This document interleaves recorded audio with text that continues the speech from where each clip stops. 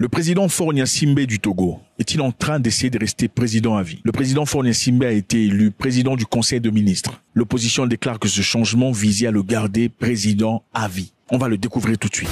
Au Ghana, les États-Unis d'Amérique viennent de publier une interdiction de voyager aux Américains, accusant le Ghana d'être un pays dangereux, où les femmes se font violer, les hommes se font... De manière très intéressante, juste après que le Ghana ait fait une interdiction à toute nationalité étrangère d'acheter l'or ghanéen dans le marché artisanal. Deuxièmement, le Ghana vient de retirer ses réserves d'or des banques américaines. Est-ce une coïncidence ou une évidence? On plonge dessus là tout de suite. Salut à tous, c'est toujours avec beaucoup de plaisir. Avant de commencer, je vous encourage de faire ça. Ok, ça ne vous coûte rien, ça nous fait du bien. Ok, on fait ça? Super, on y va. On commence par le Ghana. Au Ghana, quelque chose de très intéressant vient d'arriver. Le Ghana a interdit à tous les étrangers de négocier sur son marché local d'or. Le Ghana, vous savez, est un pays qui regorge beaucoup d'or. Regardez d'ailleurs sur ces images, cette population ashanti, tout ce qu'ils portent sur eux, c'est de l'or. C'est du vrai. Le Ghana regorge de sources presque intarissables d'or. Incroyable. Ghana récemment a adopté une nouvelle loi, une loi qui accorde à Ghana Gold Board, la seule autorité compétente pour achat, la vente, le raffinage, l'exploitation d'or issu du secteur minier artisanal à petite échelle à compter du 1er mai 2025. C'est-à-dire, le Ghana vient d'établir une organisation, une entité restreinte, une entité locale, Ghana Gold Board, c'est-à-dire qui sera responsable de tout ce qu'il y a comme achat, raffinerie, pureté, raffinage, vente de l'or. Ceci est contraire à quoi? Ceci est contraire à ce qui s'est passé précédemment, où n'importe qui pouvait venir dans le pays et acheter de l'or artisanal chez les paysans. Les entités comme les Chinois par exemple, les Américains quelquefois, venaient au Ghana, partaient chercher des villageois qui ne connaissent pas grand-chose sur l'argent et évidemment, pour l'or qui coûte peut-être 10 000 $, on leur offrait un petit 2 000, 5 000, enfin bref, monsieur, vous savez, vous êtes villageois après tout, c'est de l'argent, prenez ce tort. Qu'est-ce qui se passait ensuite? En ayant pris ce tort, pour la plupart des cas, l'or n'était pas déclaré officiellement au gouvernement ghanéen. L'or était généralement passé de manière illicite et illégale dans des pays voisins. Et en cela faisant, évidemment, c'est le gouvernement qui perdait en termes de taxation, d'impôts, de foreign exchange et de contrôle. Alors, pour éviter cela, le gouvernement ghanéen vient de créer une institution qu'ils appellent Ghana Gold Board, à travers laquelle, désormais, si vous voulez vous procurer de l'or ghanéen, qui désormais devient le seul acheteur d'or artisanal et local au Ghana. C'est-à-dire, toutes ces personnes qui se font de l'or ont pour obligation d'aller vendre leur or chez Ghana Gold Board. Ghana Gold Board recueille de l'or et toutes les personnes étrangères qui viennent au Ghana pour acheter de l'or sont obligées de passer par Ghana Gold Board, qui est enregistré par l'État, et payer le prix fort. Et évidemment, en payant le prix fort à travers Ghana Gold Board, on sait exactement combien vous avez payé et on sait comment vous taxer. Et en faisant cela, le pays gagne de l'argent en retour en gagnant du foreign exchange. La deuxième chose très importante qu'on parlera ici, c'est le retrait de réserves d'or ghanéens des États-Unis d'Amérique, qui clairement n'est pas tout à fait apprécié. On reste sur le premier sujet. La loi interdit également aux étrangers de négocier sur le marché local de l'or, conférant ainsi Gold Board le monopole sur le marché. Les étrangers sont toujours autorisés à acheter de l'or auprès de Gold Board, mais ils ne sont plus autorisés à opérer au sein de la chaîne de valeur locale de l'or. Évidemment, la décision du Ghana de répatrier son or est très stratégique.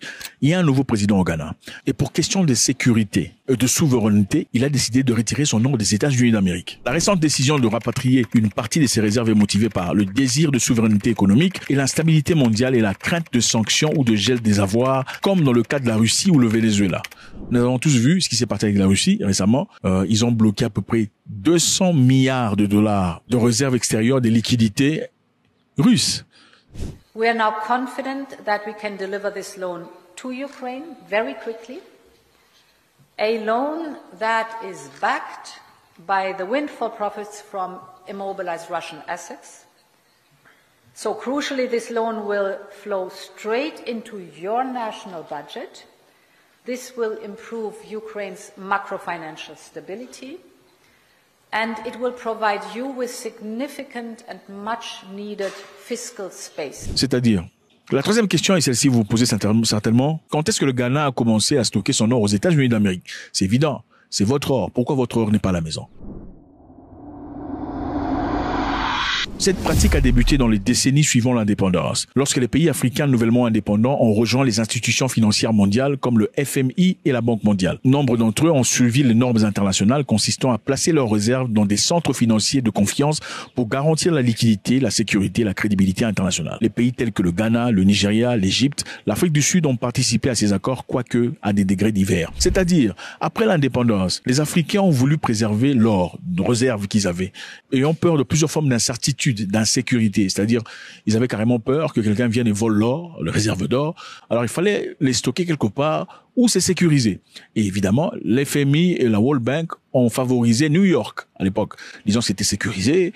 Et numéro 2, ça donnait une certaine crédibilité sur le plan international. Cet or aussi pourrait servir de liquidité. Parce que généralement, chaque pays a besoin de foreign exchange. Okay, foreign exchange, c'est quoi en français? Je sais plus. Foreign exchange, c'est important. C'est l'argent qu'on a. C'est l'argent étranger qu'on a. Autant vous avez besoin d'argent local, donc votre argent, dans ce cas, le Ghana Cedis, vous avez aussi besoin du dollar américain, de euros, des livres sterling. Pourquoi? C'est important parce que pour faire le trading, pour acheter, pour commercer, pour importer, vous avez besoin d'argent. Prenons un exemple concret. Vous avez besoin de solutions de technologie, besoin des médicaments, besoin d'éléments pour la construction. Il vous faut les acheter dans notre pays.